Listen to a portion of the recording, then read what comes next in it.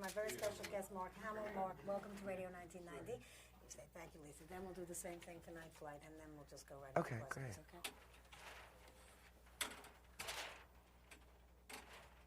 Why is it this light on? Okay, thank you. Ready, Mike? Close her up. Ready, Mike? That's all right. Okay? Lisa, count down from 5 and you're on. All right. 5, 4, 3, 2, 1. I'm Lisa Robinson, and I'd like to welcome my very special guest, Mark Hamill, to Radio 1990. Mark, welcome to Radio 1990. Great to be here, Lisa. Okay, we'll do that now. I'm Lisa Robinson, and I'd like to welcome my very special guest, Mark Hamill, to Night Flight. Mark, welcome to Night Flight. Thank you. Okay, can I just start now asking questions? Hold on. Sure. Okay. You have the mustache for the role in Room Service. Yes. Does it help you not get recognized so much? Do you like that? I can never predict, and I don't mind it at all, you know, but sometimes no one knows who I am, and other times a lot of people do. But this mustache doesn't read very well. It's too blonde. But I put some mascara on it, and I have my hair slicked back. Room Service to me is just a real turning point in my career because it's totally different from anything I've ever done before. It's comedy, and I play a real sleazeball. You play the Groucho Marx role, Yes. don't you? The one that he played in the movie. And Sam Levine played it on Broadway. Those are two hard things to top, aren't they, in a way? Yes, but the Marx Brothers are the Marx Brothers in every film. And the play was written not with them in mind. It was adapted, and of course they made it into a classic film. But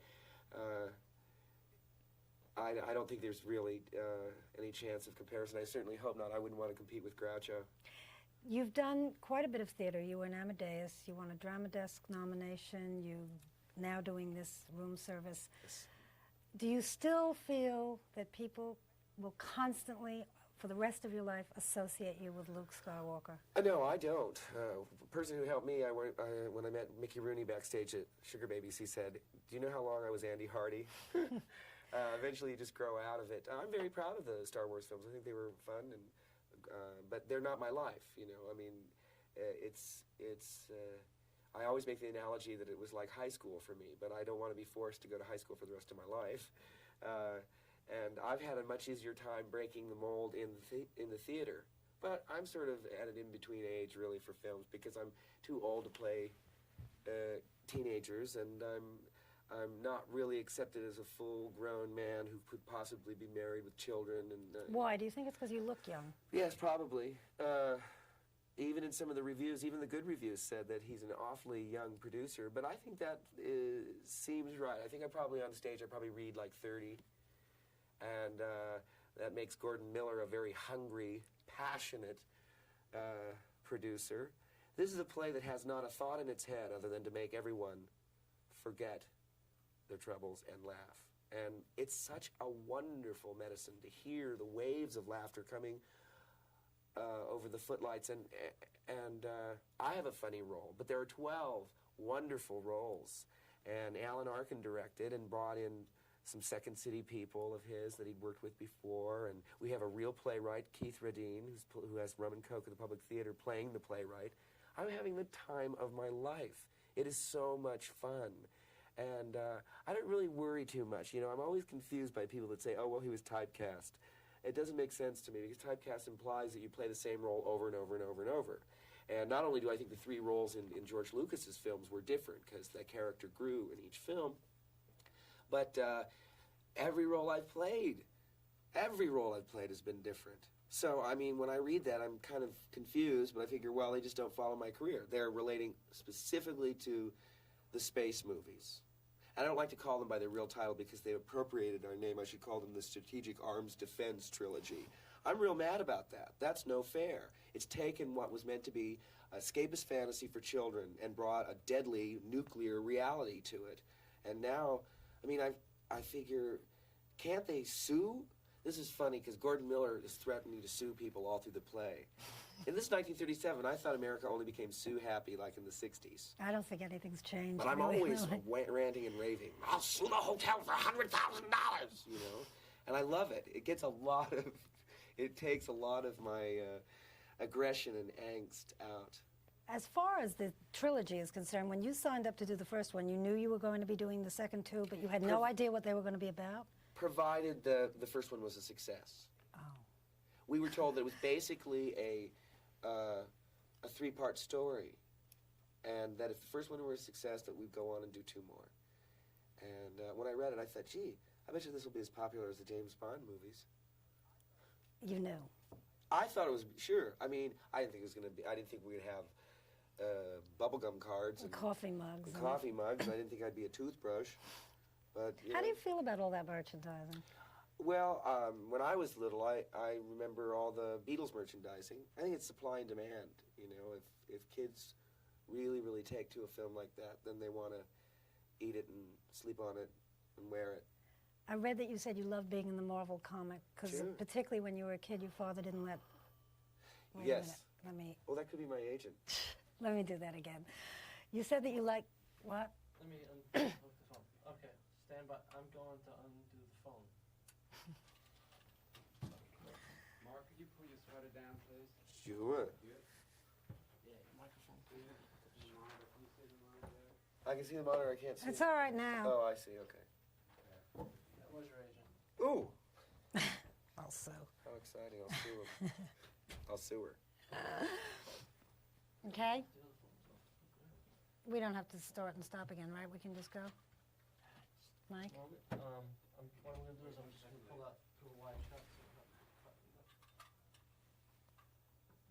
Oh, I gotta stop smoking. It's so terrible. Because then I can just feel myself wanting to smoke. Very bad. Well, you're not smoking now. Don't No, worry I'm about not, but I'm thinking Okay, of it. Liz. You said that you were very pleased to be in a Marvel comic. Sure. Particularly, you said your father didn't let you have comics in the That's house right. when you were a kid. That's right.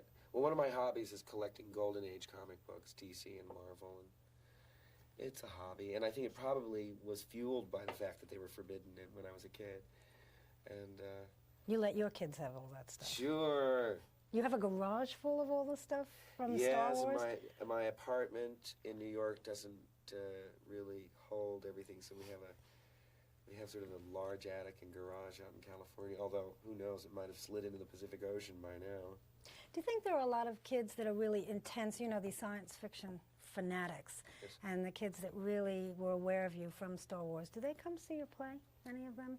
Do you think there's a crossover audience in that Well, way? I don't really know, because I don't have a way of knowing that. I know that a lot of younger people have come and are at the stage door, and I think they're much more accepting of the fact that I am an actor who has a career and a life outside of that than most people would give them credit for. You know, so I mean, if there's a hesitancy in Hollywood, so to speak, to hire me because I represent that, Has there been? I don't know. Have you lost any roles because of it, do you think? Oh, well, a couple of times they've told me. Milos Forman said, he was very funny, he said, no, you must not to be playing the Mozart because the people not believing that the Luke Spacewalker is the Mozart. But he was very upfront about it, and I appreciated that rather than getting my hopes up that it was possible that I would be playing the role. Well, wouldn't you rather have at least had a chance to read for it? I mean, you did do it in the National Theater Company. Yeah, but he didn't right? want anybody that was recognizable to anyone. Dustin Hoffman wanted to play Salieri, and I think it would be very hard for me to say no to Dustin Hoffman, because I think he's a wonderful actor. But, you know, Milos had that in his mind, and he made a beautiful film. I don't worry about it. See, you know, it's funny. I don't think about those issues day by day. I live my life, and I'm having a ball playing in this play. There's talk of it moving to Broadway. Everyone's very excited. We got wonderful reviews. And I have two great children, and I'm very happy right now. Do you like rock music? Yeah, I do. Who do you like particularly? Well, What's my favorites were the 60s. You know, I remember in the top 10 you could have Motown and the Beatles and the Kinks and the Who, Marvin Gaye, all at once. Right now, I mean, I looked at the top 10 the other day and I thought this would never happen before, but there were like two groups there I'd never heard of. And I thought, oh my God, I must be getting old to not recognize two people on the top 10. And I sort of slid away. I don't read Rolling Stone anymore. And I did buy the Hall of Fame issue, but I probably shouldn't admit this on Radio 1990. But I play lots of, I guess everyone, if they came over to my house, they'd think that I was nostalgia crazy, because I love old records. And I had my 33 and a third birthday. I celebrated that, and Admission was one record album. I put, David Letterman has Dave's record collection. I put his to shame. I got Annette Goes Hawaiian. I got those records where, Act with Tallulah Bankhead. You get your... Oh, I love those with the yes, books. yes, yes, Yeah, yes. right. All these goofy records. It was a cast of Harrigan and Hart that all came. And, Harrigan and Hart, even though it closed, was one of the greatest experiences of my life. Not only because it was one of the best parts I've ever had, but wonderful, wonderful cast. And someone saw me in that, and that's how I got offered the part of Gordon Miller. I'd been offered room service twice before, but always as the naive playwright from the Midwest. Golly, and I thought, I really try and look for... Different. Yeah, and the challenge, to really stretch. And I'm very grateful that I've been given the opportunity. Is it hard to do comedy? And it's very physical comedy, particularly. Well, I look at it, I always look at it, I don't try and distinguish between, say, the comedy and the drama, to find the reality, to find the truth, and then give it that heightened reality that farce requires. I love it. It's all slamming doors and mistaken identities and tying people up. And how is it different from the stunts that you had to do in the space movies? Well, you don't get a second chance, of course. You have to do it there at the moment, and if you fall on your face, you fall on your face. But you did do a lot of the stunts, didn't you? I did everything except go out the plate glass window, and the insurance company wouldn't let me do it. I would have been able to do it. It was a springboard, one flip, which I can do two, and then onto mattresses. But they just didn't want me to do it because if I, broke something, they'd lose all that money. It keeps you in shape. Keeps you trim. Is it very tough on your body, though? Did you take a lot of bruises and things? Oh, yeah. I used to have my wife take Polaroids. Because, I couldn't believe it. I had a bruise on my leg that looked like a relief map of South America. I said, look at this, we've got it. I got very, especially in the second one with Yoda, it took forever. And as much as I love that little character, I don't miss those films. I really don't. Did you not like making the second one? I've read that you really liked the third better. Or you liked the second one when you were doing it, but looking back on it, you liked the third one better? It's like trying to pick your favorite kid or your favorite relative. I love them all, but in different ways. And, but you've done them. And yeah, I've done them, and it seems so long ago to me. But, again, I'm accommodating. You do understand why people are still interested in them, absolutely. It's, it's on cable now. It's like running water. You can't get... I think we're on more than I Love Lucy. But, that'll pass, and something else will happen. I think in the early 80s, I was really sort of more sensitive and defensive about it. But that was because I hadn't done Elephant Man, and I hadn't done Amadeus, and I hadn't done Harrigan and Hart. I hadn't done Room Service. And now... people are accepting me on my own, and I can sort of take a little breather and relax and not be so uptight about it. And I think I'm fairly accommodating. If there are young people that want me to sign pictures with in costume and so forth, I'm happy to do that. One thing also about that before we drop that, you had to act backwards. Oh, yeah. How did you do that? Well, I went through the motions the correct way. Right. And then it was an exercise to do it exactly the opposite. It was for a short sequence in the last one.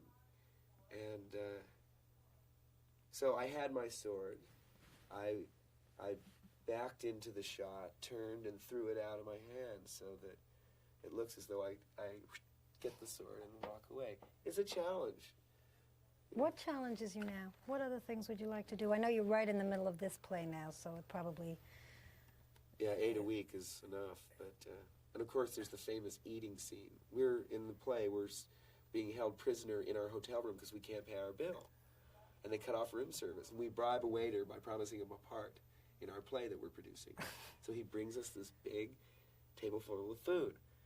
And Andrew Block and myself and Keith we're supposed to be starving, and we ravenously eat this meal. You really do eat it. Absolutely. Every night on stage. 8 times a week. Do you eat before you go to the theater? Or you wait for that scene? Well, I keep it in mind. Because one time between a matinee and an evening, I had a really big meal, and I was just... What is the food that you have to eat in that Well, scene? let's see. Shrimp, but it's not really shrimp. It's like white bread cut out in shrimp shape and painted with red food coloring. And I eat celery and carrots, a bowl of soup, and 2 parfait cups of fruit cocktail, and 2 rolls and a croissant. And I'm supposed to be starving. And is it like this Tom Jones kind of eating scene? Well, no, Tom Jones is a little more erotic and sort of... it's like an orchestrated, choreographed piece. Andrew Block is eating... He's similar to what Harpo did in the movie. It was too good to pass up. We tried to stay away from the movie, but he stabs these little potatoes, and he never stops. He just boom, boom, boom, boom, boom, boom. He never stops, and he eats this whole bowl of potatoes, and it's carefully. We worked it out in rehearsal and said, oh, keep that, don't do that, keep that, and then we worked it out. A, B, C, D. We do the same thing every night. I do the soup, and I do the celery and carrots, so that it all is orchestrated, and the audience goes berserk. I mean, they're falling out of their chairs. Everybody can relate to being starved. Yeah, like you're that. making me hungry. Yeah. Well, what's next? Do you have any idea what you will be doing after this? I have 2 offers now. Boy, what happens when it rains, it pours. Aside from this moving to Broadway, there's a very serious film I might do about a person on death row. And then there's something else that I probably even shouldn't talk about because I don't know if it's worked out, and I'm superstitious. I figure if I mention it, I won't get You it. jinx it, right. But no more space movies for a Not while. for me. As far as I know, if they go on and do more, it'll be all our characters are finished. Well, this was the end of the trilogy, no? But you think they might go on and do more? Well, he said something about doing 3 that precede this trilogy and 3 that follow this trilogy. But see, I never know. I found out they were doing a Saturday morning cartoon show. I read it in the newspaper. My son saw an ad for... Well, will there be a character based on you in it? In the cartoon show? Yeah. I don't think there is. I've taped it for my kid, although he prefers Muppet Babies. Opposite is on CBS. Oop. But see, I don't get some sort of, I don't get a newsletter. Dear Mark, here's what we're doing. My son saw an ad for the Ewok movie on TV. He said, Dad, I saw Ewoks. It's going to be on television. I said, oh, great. My favorite one was they have Ewoks on Ice. Nice show. But no, I've seen George. I went to his 4th of July party, picnic. But we don't talk about the movies. We say, hi, how are you? How's Amanda? That's his daughter. Yeah. Huh. Got that little gray hair in your beard, George. We kid him. I give him Dutch rubs, and then I go home. So if there will be more, though, you won't be in them? No. Okay. But you will be doing more films? I hope so. Well, I don't know. Maybe I will be in one, but I think I should play a person that has 6 eyes. I mean, I don't want to play Luke again. Unless they get me a girlfriend. You know what it reminded me of? It was like the good news, bad news jokes. Because when we finally read the script for Jedi, I said, the good news is, yes, we have found an eligible female in the galaxy. The bad news is, she's your sister. Okay, Mark, thanks a lot. My pleasure. Okay. Thank you. Oh, yeah, right, they might. You want to do IDs or not? Well, I did 2 at the beginning. I don't know if they want him to do Probably. it. That Yeah, sounds like okay. What was that phone call from me? No IDs? Thanks, Lisa. Bye-bye. Wait, I don't think they want you to go away just yet. What? All right, I'll call her back. Is there a problem?